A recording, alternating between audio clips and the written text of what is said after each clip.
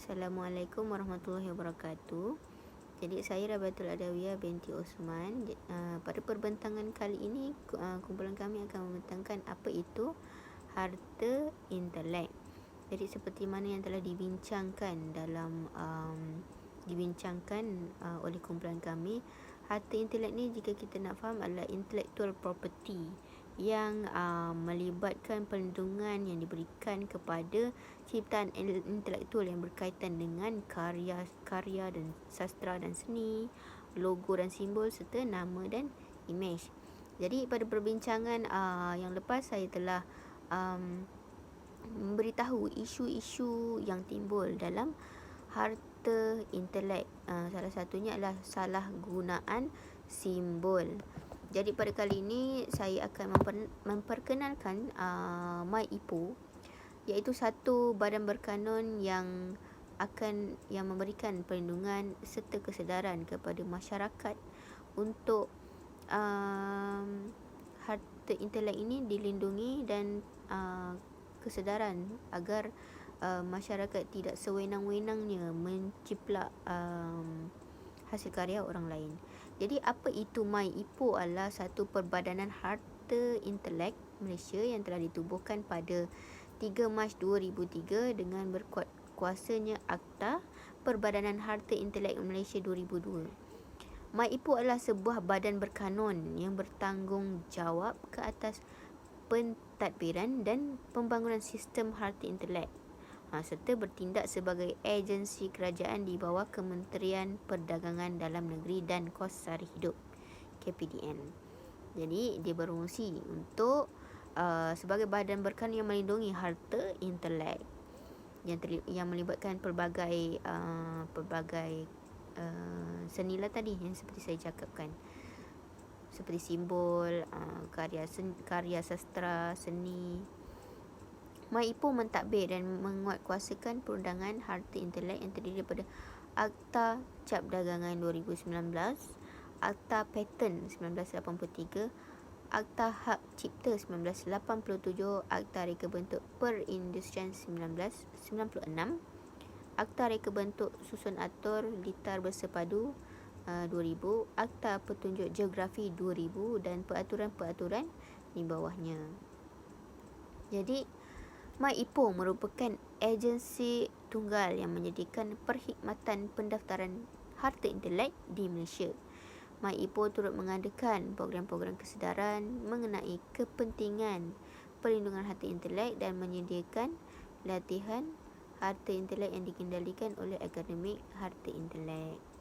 Jadi pada perbincangan kali ini kita akan mengenal dengan lebih lanjut apa itu harta intelek, objektif yang ingin disampaikan, kesedaran yang ingin diberi dalam perbincangan kali ini.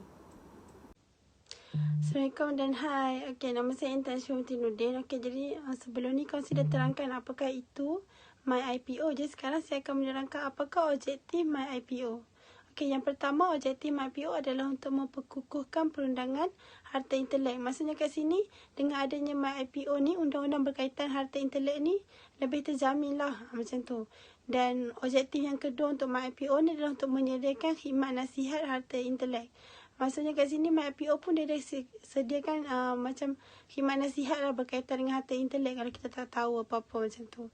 Dan yang ketiga, dia menyediakan juga maklumat harta intelek yang lengkap dan mesra pengguna. Sekiranya kita ni tidak mengetahui maksudnya dengan lebih mendalam berkaitan harta intelek tu, so kita boleh rujuk MyIPO ni. Okey, jadi yang keempat, objektif MyIPO ni adalah untuk menggalakkan program kesedaran awam mengenai kepentingan harta intelek.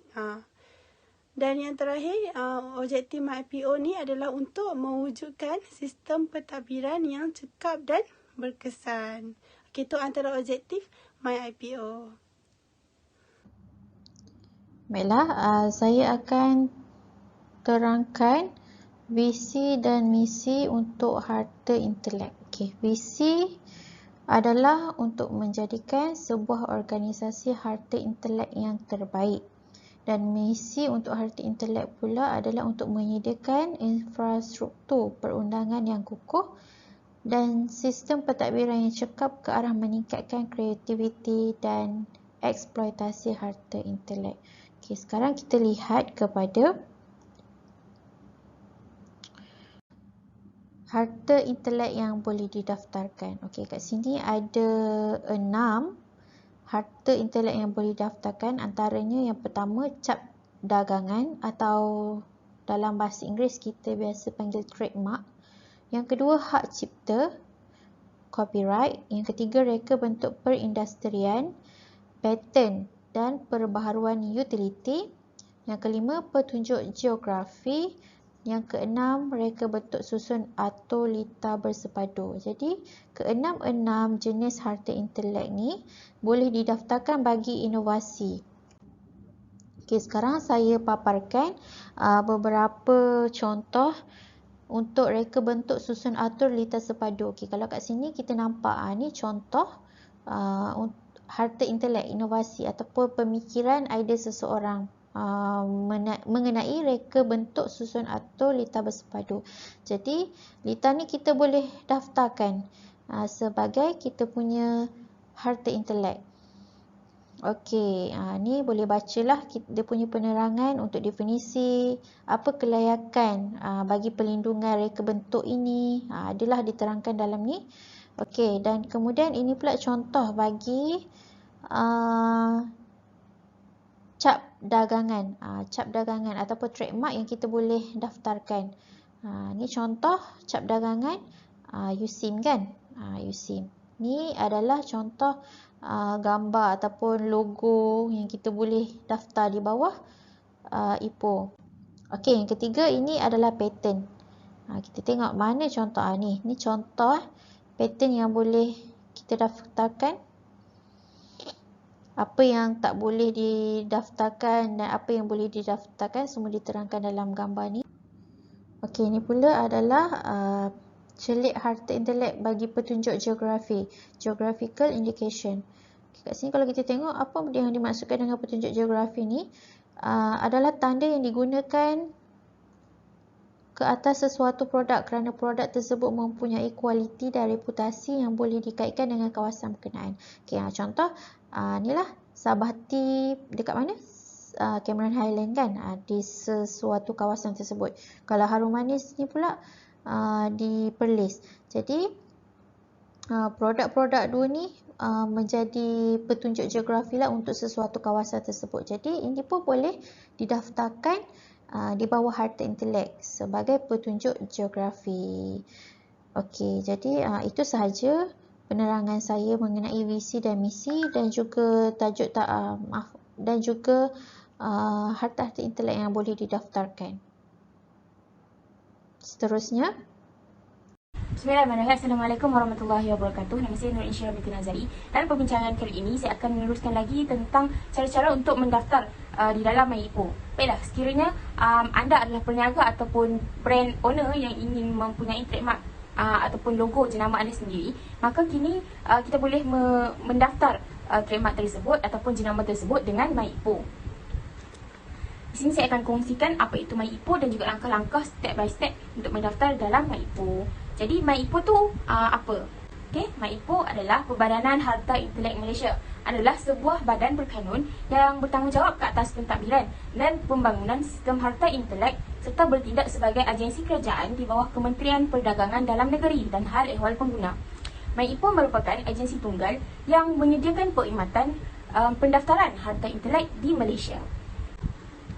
Baiklah, seterusnya kelayakan berdaftar trademark dengan MyIPO. Siapa yang layak untuk berdaftar dengan MyIPO?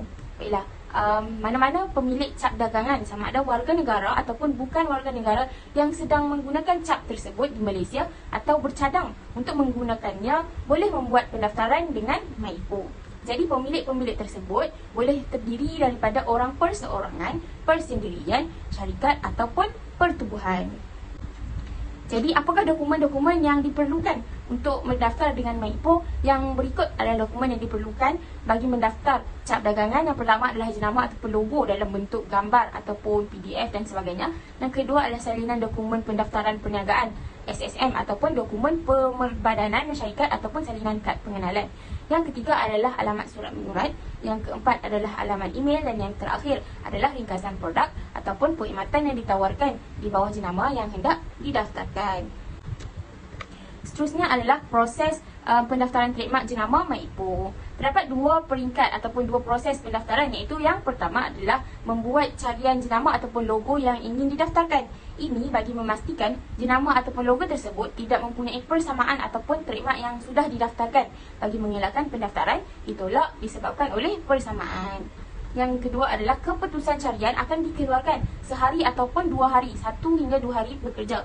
Proses carian ini tidak wajib tetapi digalakkan untuk dilakukan. Anda juga boleh melakukan carian sendiri di laman web MyIpoh. Proses yang kedua adalah membuat pendaftaran dengan menghantar borang pendaftaran ke MyIpoh. Proses mendaftar dan mendapatkan salinan pengesahan pendaftaran mengambil masa sehingga 1 sehingga 2 hari bekerja. Kelulusan dan sijil akan dikeluarkan oleh pihak MyIpoh sekiranya sekitar 8 ke 12 bulan. Okey, kelulusan dan sijil itu akan dikeluarkan sekitar 8 ke 12 bulan. Kelulusan boleh dipendekkan kepada 4 sehingga 6 bulan dengan membuat permohonan dipercepatkan. Bayaran tambahan akan dikenakan sekiranya ingin mendapat kelulusan yang lebih cepat, sehingga 4 sehingga 6 bulan. Jadi kadar bayaran untuk mendaftar dengan MyIpoh adalah seperti berikut. Pada peringkat yang pertama, carian memerlukan akan di-charge sebanyak RM200, manakala pada peringkat kedua untuk pendaftaran akan dikenakan charge sebanyak RM1,590. Tak mahal. Dan nota tambahan bayaran sebanyak RM1,500 jika anda ingin membuat permohonan dipercepatkan, dan RM100 untuk sijil pendaftaran bercetak. Dan seterusnya adalah cara untuk daftar trademark jenama MyIpoh. Yang pertama, hadir ke pejabat MyIpoh yang terdekat ataupun berjumpa dengan ejen yang berdaftar. Dan yang kedua adalah daftar secara online dengan melayari pautan Ipoh online, iponline2u.myipoh.gov.my/myipoh. Seterusnya adalah borang daftar trademark jenama MyIpoh.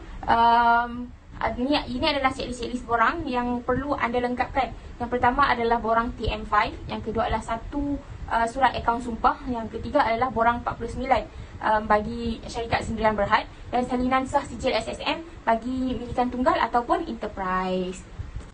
Jadi untuk maklumat lanjut anda boleh melayari pautan MyIpoh bagi maklumat lanjut. Sekarang itu dulu perkongsian tentang MyIpoh dan juga cara-cara untuk berdaftar dengan MyIpoh. Sekian, wabillahi taufiq wal hidayah. Wassalamualaikum warahmatullahi wabarakatuh.